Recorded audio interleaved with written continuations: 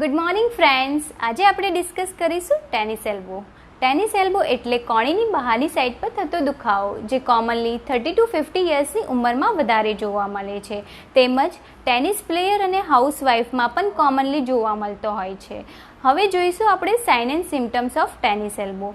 First, કોણીની બહારના ભાગમાં દુખાવો થાય છે તેમજ સોજો આવી જાય છે. સાથે સાથે તમારી રેગ્યુલર એક્ટિવિટીમાં પણ ડિસ્ટર્બન્સ થતું હોય છે, જેવી કે કપડાં નીચોવા, કચરો વાળવો, લોટ બાંધવામાં. સેકન્ડ, એલ્બો અને વ્રિસ્ટની મૂવમેન્ટમાં પણ દુખાવો થાય છે.